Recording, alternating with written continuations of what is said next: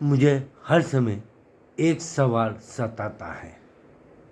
वो भगवान, वो जीवनदाता, वो खुदा, वो जीसस, वो गुरु, वो कैसे दूषित हो सकता है, कैसे अस्वच्छ हो सकता है? अरे जिसने हमको जन्म दिया, जिसने हमारा जीवन जगाया, हमको आगे बढ़ाया और जो हमारे जीवन का ख्याल रखता है, वो दूषित कैसे हो सकता है या वो अस्वच्छ कैसे हो सकता है? किसी चर्च में जाओ, गुरुद्वारा में जाओ, मस्जिद में जाओ, मंदिर में जाओ, भगवान के किसी भी जगह पे जाओ, वो अस्वच्छ कैसे हो सकते हैं? अरे जो भगवंत, अल्लाह, खुदा, भगवंत, भगवती, जीसस, गुरु, जो भी है, वो तो हर जगह है ना, हर जगह। जिधर भी आप पाँव रखोगे वो वहाँ पे है। और गुरु नानक जी ने मेरे मालूमात में शायद यही बताया था, जब वो हर जगह है, किधर भी पाँव फैलाओ, किधर भी हाथ फैलाओ, वो हर जगह है, तो वो दूषित या अस्वच्छ कैसे हो जाता है? सिर्फ आप चर्च में गंदगी लेके जाते हो, या मंदिर में गंदगी लेके जाते हो, या गुरुद्वारा में गंदगी लेके जाते हो, या मस्जिद में गंदगी लेके जाते हो, या तो वो अस्वच्छ हो जाते हैं, खराब हो जाते हैं, दूषित हो जाते हैं। ये कौन सा तरीका है? कोई भी गंदगी उनको दूषित, खराब या गंदा नहीं कर सकती है। हम इंसान ये सोच ही नहीं रहे कि वे उस वक्त क्यों करते थे या अभी भी क्यों करते हैं। अरे किसी भी मंदिर, मस्जिद, चर्च, गुरुद्वारा में हम जब जाते हैं तो अपने पाँव के साथ अपनी गंदगी लेके जाते हैं।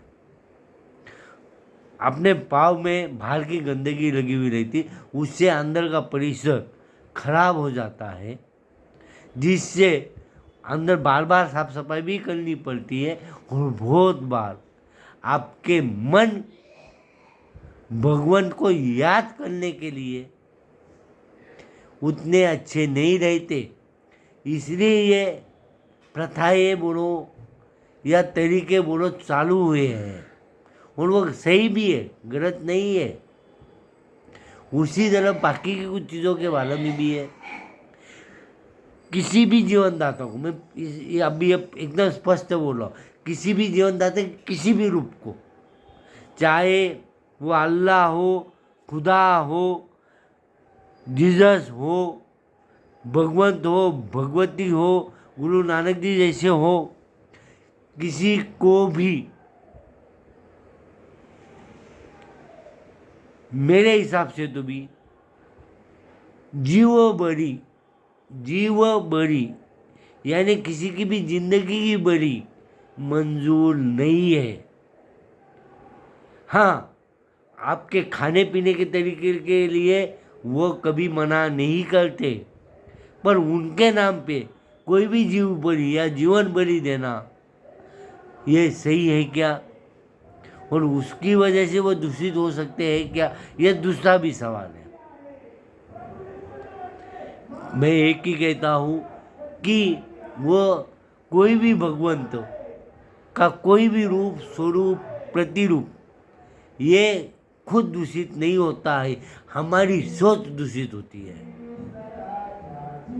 मैं ये नहीं कहता कि इसका मतलब आप जूते पहन के जाओ मंदिर में या कोई दूषित होने वाली चीज़ें करते रहो।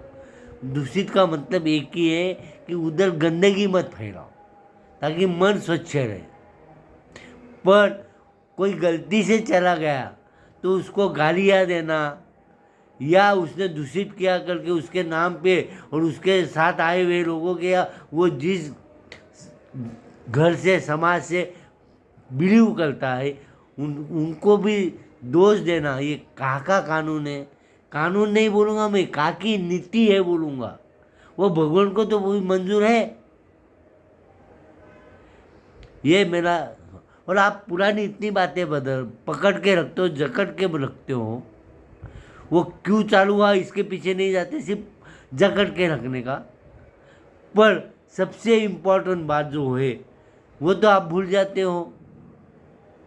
अरे यदि पुरानी बातें इतनी जकड़नी थी, इतनी पकड़नी है, तो मोबाइल, टीवी, कार, ये चीज़ें पहले कहाँ थी? जूते पाँव में के कहाँ थे?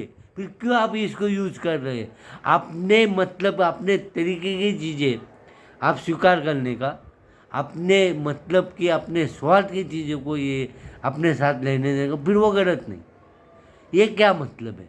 यदि इतना ही आपको छोड़ना ही नहीं है तो ये चीज़ें काहे को ली? क्यों मोबाइल यूज कर रहे हो? क्यों क्यों गाड़ियाँ यूज कर रहे हो? क्यों पाँव में जूते पहन रहे हो या चप्पल पहन रहे हो? ये तो पहले नहीं थी ना, उस जमाने में जब ये सब चीज़ें चालू हुई। फिर क्यों? साथ में दूसरी बात, खान पान के भी बारे में। अरे उस वक्त जो खान पान की चीज़ें नहीं थी वो अभी आई है, तो उसको दोष देना या उसको गलत ठहराना क्या? अरे कई दूसरों को दूसरे इधर चालू थी, मेरे यहाँ पे नहीं चालू थी, आई है, या उसमें रिसर्च एंड डेवलपमेंट होके नई नई चीज़ें आ रही है खान पान की, तो उसको दोष देना भी या इसको मत खाओ और बाद में धीरे धीरे स्वीकारने का, ये कौन सा तरीका है? अच्छी चीज़ें हैं तो ले, थोड़ी छोटी सी इधर उधर की चीज़ है पर वो गंदी नहीं है, तो उसको स्वीकारने में क्या तकलीफ है? या बच्चों को उसको आगे लेके जाना है, या खान पान करना है, पहनना है, यूज करना है, तो आप उसको रोक क्यों रहे हो? मैं ये सब बातें आपको मालूम है, समान नागरिक सहायता, मानवता आधारित समान नागरिक सहायता, इसी के लिए बोल रहा हूँ, मुझे भी मंजूर है। पर फिर भी ये मैं जो सवाल पूछ रहा हूँ, ये क्या गलत सवाल है? आप सब सोचो, आपने इतने बदलाव स्वीकारे, धीरे धीरे स्वीकारते गए, पहले दोष देते गए, बाद में स्वीकारते गए। पर जो मुख्य बदलाव है, इंसानियत वाला बदलाव, मानवता वाला बदलाव, ह्यूमैनिटी वाला बदलाव, वो क्यों आप स्वीकार नहीं कर रहे? उसके लिए इतना रोक टोक क्यों नहीं? ये सब पर्टिकुलरली जो जिनको खास फायदा होता है, या सनातनी बोले जाएंगे हम उनको, फिर वो मुसलमान हो, हिंदू हो, क्रिश्चियन हो, पारसी हो, जैन हो, बौद्ध हो, कोई भी हो। अरे सनातनी के नाम पे आप लोगों को तोड़ रहे हैं, ये आपको सही लग रहा है? उस भगवान का नाम लेते हो, उस भगवान के सही में जो कहने हैं, जो विचार है, वो आपने खुद में कितने लाते हो आप? मैं ये नहीं कह रहा कि मैंने बहुत लाए हैं और इससे मुझे बोलने को आपको बोलने का हक प्राप्त हो गया है। मुझे मालूम मैं भी गलत हो रहा हूँ, कहीं ना कहीं मेरे में भी दोष है ही है। आखिर में मैं भी इंसान हूँ, तो मेरा यही कहना है, अरे थोड़े बहुत दोष दूसरों में भी होते हैं, आप उसको स्वीकारो, उसको मना मत करो। यही मेरा आप सबको बार बार कहना है। मोबाइल, ये चश्मा पहले था क्या? लोग चश्मा पहनने के बाद उसको भी नाम देते थे, पर आज मेरे को जब मालूम पड़ा ये चश्मे से मेरे को दिखता अच्छा है, मुझे कुछ फायदे होते हैं, तो मैं पहनने लग गया। आप भी पहनते होंगे, आप में से कुछ लोग गॉगल पहनते हैं। वो गॉगल क्या गंदगी है? मैं खाने पीने के बारे में भी यही चीज़ें कह रहा हूँ। थोड़ी बहुत इधर उधर की चीज़ें, गंदी चीज़ें तो आप जल्दी ले लेते हो, और अच्छी चीज़ें क्यों नहीं? मैं मेरे बारे में कहता हूँ, मेरे में भी कुछ गंदगी होंगी ना, मैं नहीं कहता कि मेरे में गंदगी नहीं है, पर फिर भी एक अच्छी दिशाएं जब दिखा रहा है जीवनदाता आपको, हमको, सबको, और 70 साल से वो संविधान में लाके रखी हुई है मानवता आधारित यूनिफॉर्म सिविल कोड, यानी समान नागरिक संहिता, उसको हम क्यों आगे बढ़ाना नहीं चाहते? यही मेरा सवाल है। देखिए, संविधान में भी सब बातों का विचार करके उन महान पंडितों ने जिन्होंने संविधान तैयार किया, सब ने मिलजुल के उस पर चर्चा ही की है। और उसके बाद में प्रियम्बर के साथ में, यानी जो प्रियम्बर है उसके साथ आर्टिकल 14, आर्टिकल 15, इनका भी विचार करके उन्होंने पहले मानवता आधारित लाने के विचार किया। उसमें सबसे महत्वपूर्ण वर्ड है जात धर्म पात का तो विचार ही किया है, पर उसके साथ में विचार किया क्या मालूम है, कि पेट से या किधर से आपका जन्म होता है। पेट भी आ गया, उसमें जन्म जहाँ पे होता है, उस कोख आ गई, उसके साथ लैबोरेटरी आ गई जो उस वक्त नहीं थी पर अभी तैयार हो गई है, टेस्ट ट्यूब में भी आ गई, साथ में क्षेत्र आ गए, किसी भी क्षेत्र से आने दो आप। संविधान बनाने वालों ने बोला है इसमें दुजाभाव भेद नहीं करने हैं, और ये सही विचार किए उन्होंने। आप और मैं उनके सामने बहुत तुच्छ है, उन्हें बहुत विचार करके होने वाली आने वाली तकलीफों का विचार करके ये चीज़ लाई है। और उसके बाद में संविधान में जल्द से जल्द आर्टिकल 44 के अंदर इंसानियत आधारित, इंसानियत तत्वों और मूल्यों को न्याय देने वाला समान नागरिक संहिता लाने की बात कही है। ये समता बोले तो क्या, जिसमें पुरुष और स्त्री भी अलग नहीं कहलाएंगे, इंसान सिर्फ इंसान रहेगा, जन्म से इंसान। मैं आज भी यही कह रहा हूँ कि किसी भी संस्कार को मेरा विरोध नहीं है जब तक वो मानवता रूपी है।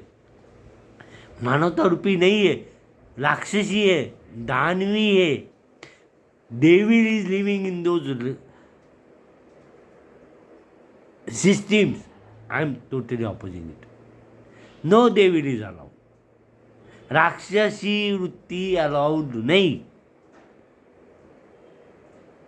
पर जो मानवता आधारित मानवता वृत्ति है उसी को आप अपोज करना चाहते हैं। अरे सब एक जैसे हैं, संस्कार भी एक जैसे अच्छे ही है मानवता आधारित, पर सिर्फ अभी आप अलग क्षेत्र से आए हो, आप अलग समाज से या अलग विचार से आए हो, इसलिए थोड़े थोड़े संस्कार में फर्क है। पर वो इंसान को जो आगे पैदा हुआ है और आगे जाना चाहता है, उसको कोई भी संस्कार जो उचित लगे स्वीकारने देने को क्या तकलीफ है। इस संस्कार से नहीं रहने का, इस संस्कार से रहने का, ये जब हम कहते हैं तो इसमें क्या उचित है? नहीं है उचित। ठीक है, अपने मन को नहीं पसंद पर उनके मन को पसंद है। और वो मैं वापस कह रहा हूँ, राक्षसी नहीं है, अमानवीय नहीं है या गैर इंसानियत नहीं है, तो क्या हर्ज है? और सबको समान समझना, इसमें भी क्या तकलीफ है? उस वक्त के क्या होते थे उसमें मुझे नहीं जाना, मैं बार बार वही कहते रहता हूँ। अरे आज तो बदलाव लाओ, स्त्री को और पुरुष को समान समझो, हर इंसान को इंसान समझो, सबको समान अधिकार से रहने दो, हक से रहने दो, उनको विचार करने की सत विवेक बुद्धि दी है, उसके ऊपर आगे उनका आगे जाने दो, बढ़ने दो, अगली पीढ़ियों को अच्छी जिंदगी दो। यही मेरा आप सबको बार बार कहना है।